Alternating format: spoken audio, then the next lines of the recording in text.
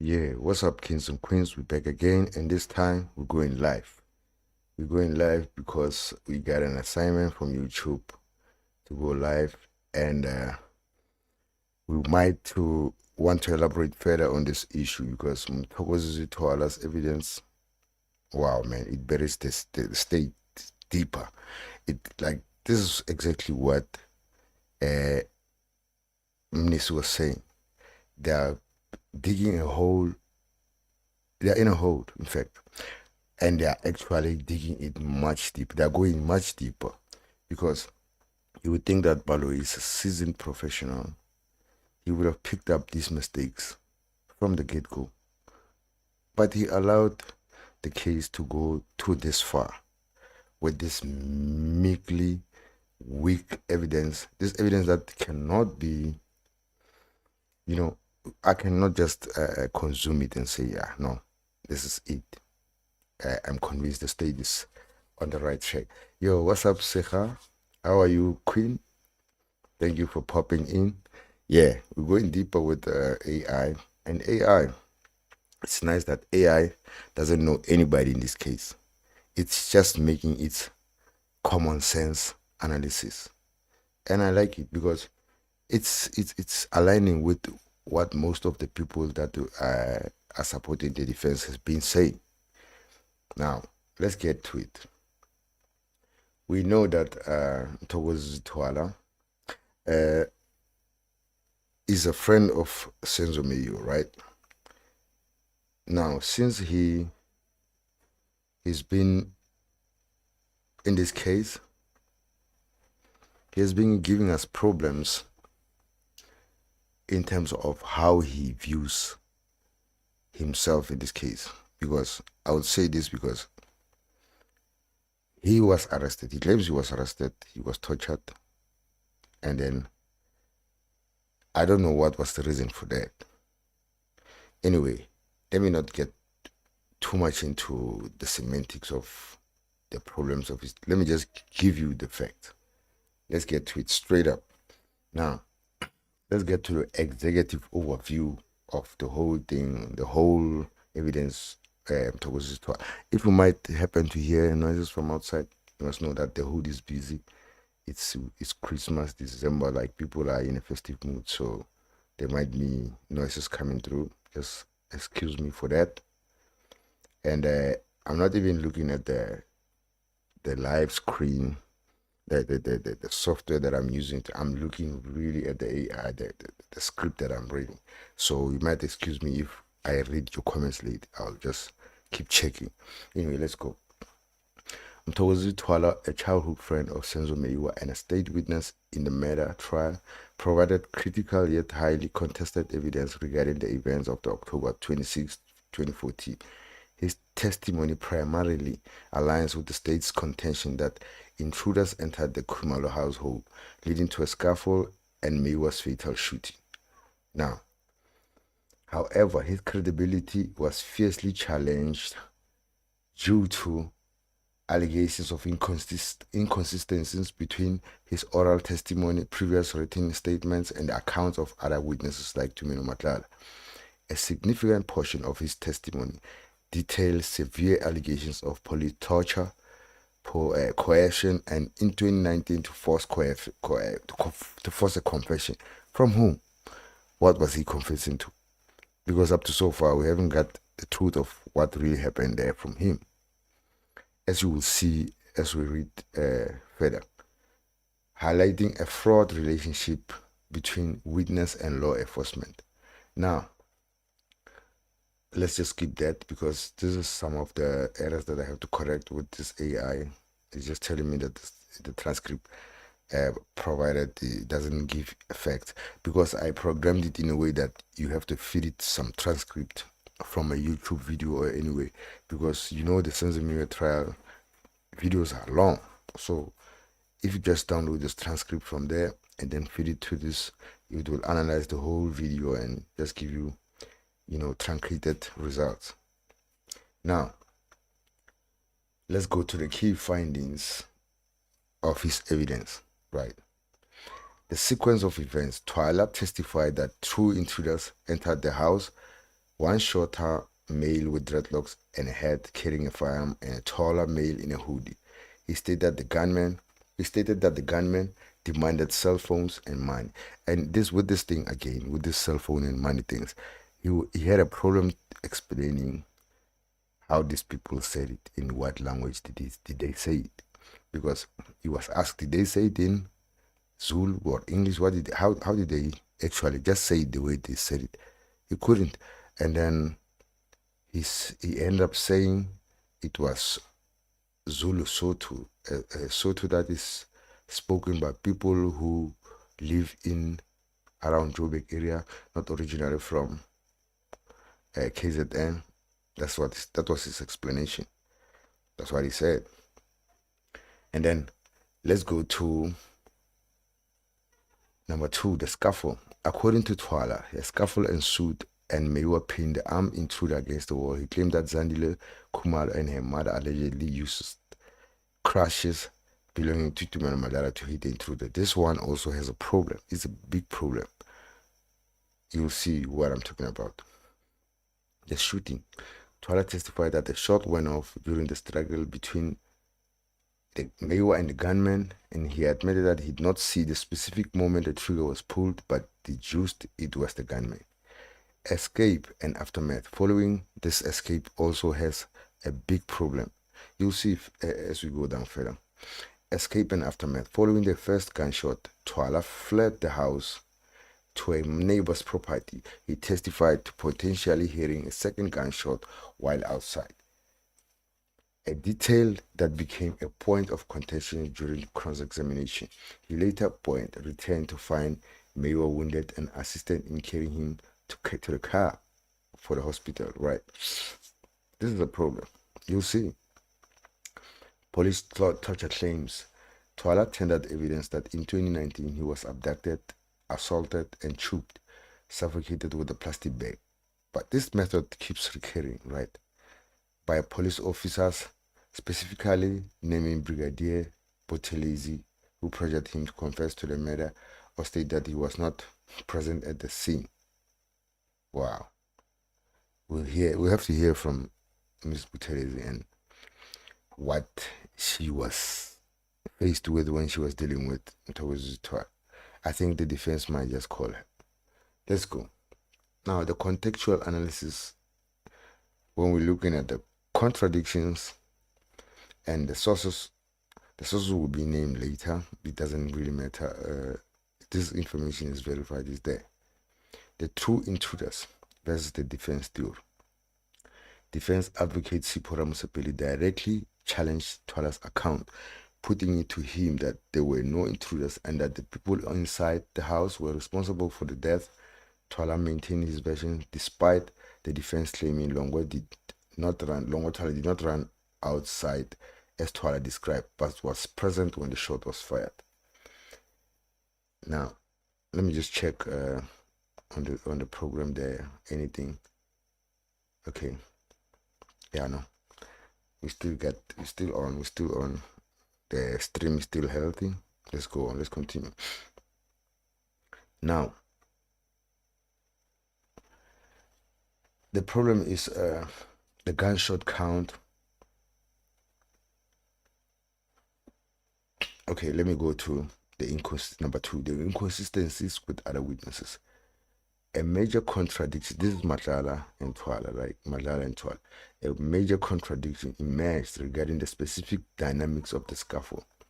Thwala's version, Mewa struggled with the first intruder, the gunman. This is what we discussed yesterday.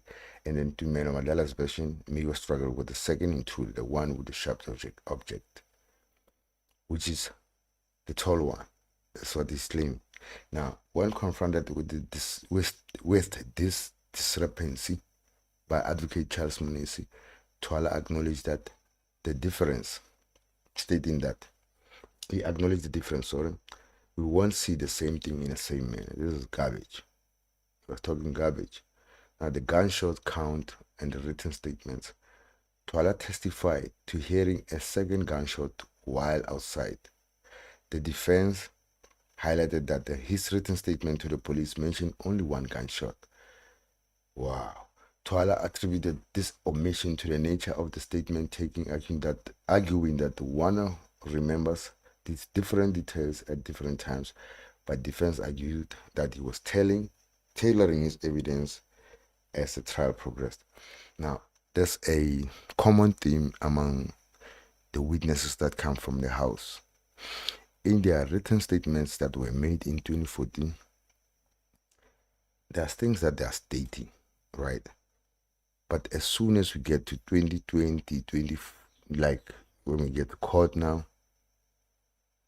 they seem to be adding new things. They seem to be remembering some new things now. And it's a common thing amongst all of them. None of them ever presented anything different other than what we just said now. Anyway, let's continue. Firearm identification. During the consultation, Thwala allegedly described the firearm as an old revolver to a police officer, Sergeant Musiwa or similar. Yet in court, I think it was, Musiwa, and then probably he did it to that lady who was drafting the identikit. Yet in court, he claimed he could not identify the type of gun. You see this, what we're talking about? In the statement, they write this, and then in court, it's something else. The defense argued that this was a significant contradiction regarding his ability to observe and recall the weapon. Now, Longo Thwala's movements, they also clash very highly with him. Thwala testified that Longo Thwala pushed past the intruders and ran out of the house before the shooting. The defense argued this contradicted an SMS sent by Longo alleging that he saw the shooting. The SMS read, "Senzo is dead, they just shot him in front of us." Like, now, how could you write that if you were not present? It doesn't make sense. Now, at the bottom there, you see the sources where all this data was sourced from, so that you don't say I'm giving you garbage. Now, furthermore, I talked to AI. Let me just see if there are some comments that I can talk to. Yeah, not really much comments. I know I haven't been live that much, but I understand. Let's go. Let's continue. Oh, I saw another comment popping up there. Yo, Mr. Lover. Yeah, money, Mr. Money, my king. Thank you for popping in. Let's go. We continue with the analysis, right?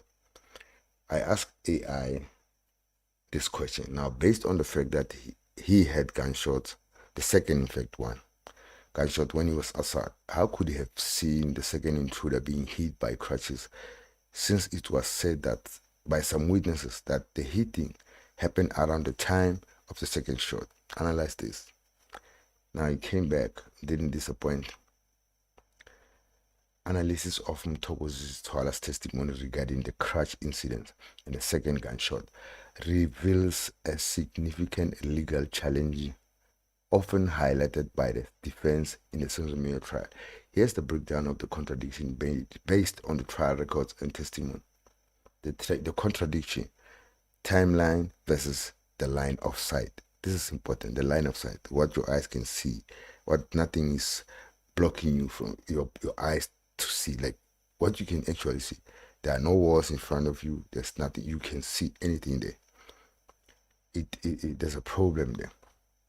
Thwala's exit testimony.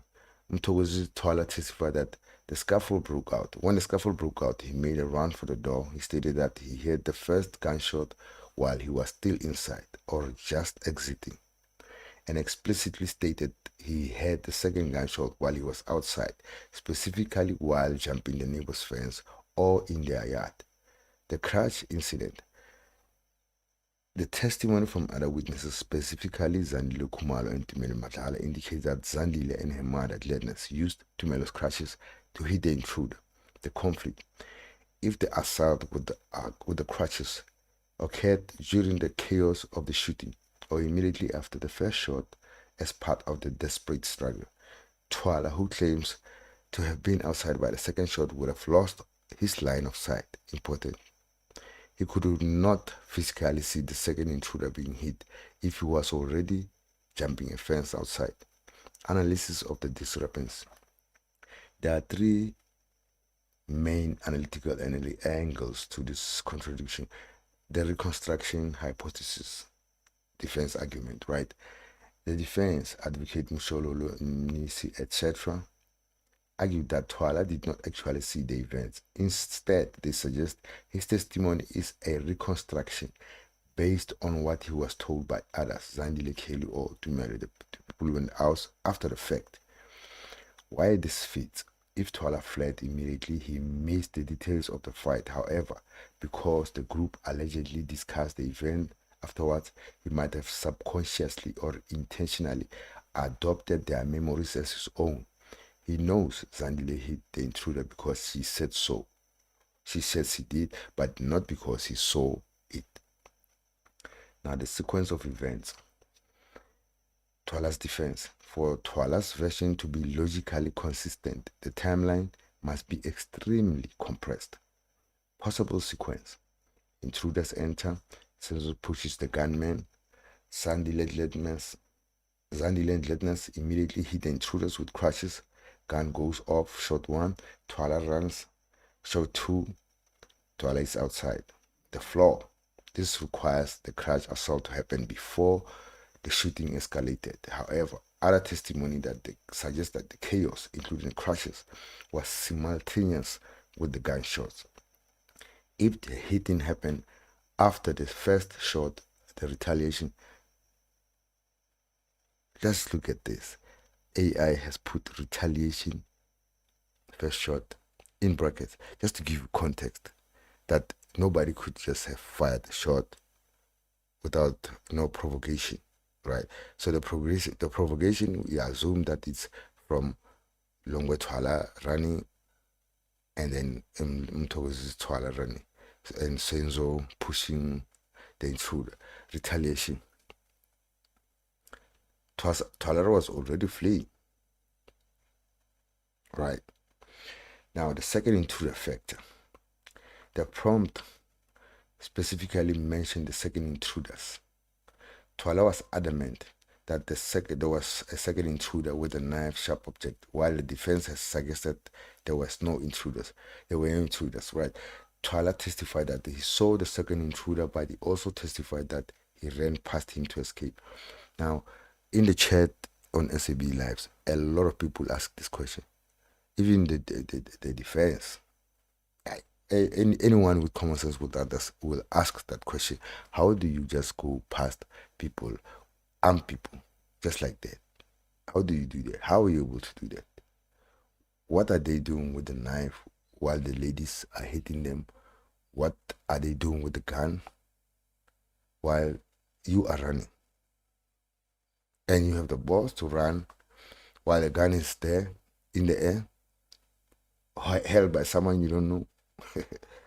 It's hard to believe. Now let's continue with that. If the crash happened to the crash hitting happened to the second intruder, right, who was allegedly near the door kitchen, Thwala might claim he saw it as he ran past. Contradiction. However, if Thwala was running for his life seconds after the gun appeared, his ability to register complex action like who was hitting whom with crutches is cognitively doubtful, further supporting the argument that he adopted this detail from other witnesses. And conclusion on sources. Source of hearing shots outside. Direct testimony of Mthokozisi Thwala under cross-examination, admitting he might have had the second shot outside. A source of crutch hitting. Direct testimony of Zandile Khumalo claiming she did it. And Tumelo Madlala confirming his crutches were used. The logical verdict is it is highly improbable for Thwala to have visually witnessed the crash assault if it happened simultaneously with the second gunshot, as he places himself outside the house at the moment. The contradiction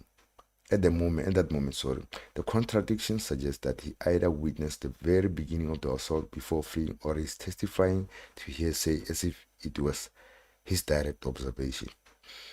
Now, I added another mixture to the problem, right? And I asked AI this question. Now, add to those allegations that he ran outside, that there were other allegations that there were other accused outside. Why didn't he see any of them? Now, AI comes back and saying, this adds a critical layer to the analysis. If we accept Mthokozisi Thwala's testimony that he ran outside immediately after the first shot, and we juxtapose this with the state's indictment that all 5 accused were involved, with some acting as sentries or drivers, we face a massive evidentiary void. A massive evidentiary void. Underline that. This is being said by AI. Here's an analysis of why Thwala's failure to see the outside accused creates a contradiction for the state's theory of a coordinated hit. The lookout paradox. According to the standard criminal modus operandi and the state's theory of a planned contract killing involving the 5 men, at least one or 2 perpetrators, allegedly including accused number 5, Mthokozisi Thwala, as a driver coordinator, will have been positioned to keep the engine running, get away, watch for police or neighbors, and prevent victims from escaping. Underline that. Prevent victims from escaping. And now, how many of the people in the house claim that they escaped? 2. Thwala, Mthokozisi Thwala. But the state claims there were people outside watching, and then, it's impossible. The analysis with the many guns that the state claims they were there. He had a 38 and the other one, blah, blah, blah. Now, the analysis. If Thwala ran out of the house before the intruders exited, as he testified, he effectively broke the perimeter, right? Contradictions. If there were scouts or backup team securing the premises, Thwala should have ran straight into them. A lookout station at the gate or in the yard would have likely intercepted a fleeing victim to prevent them from raising alarm. Sorry, let me get some water.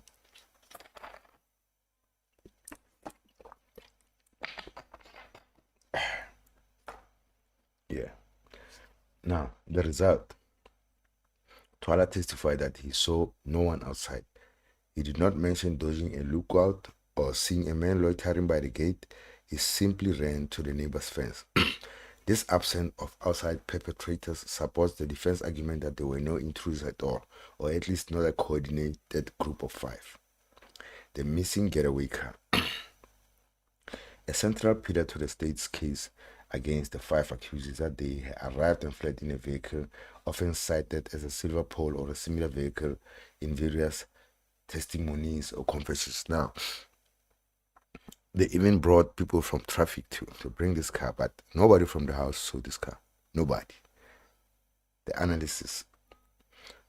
Thwala's position. By running outside while the attack was still in progress between the first and the second shot, Thwala was arguably the first person to reach the exterior environment during the crime.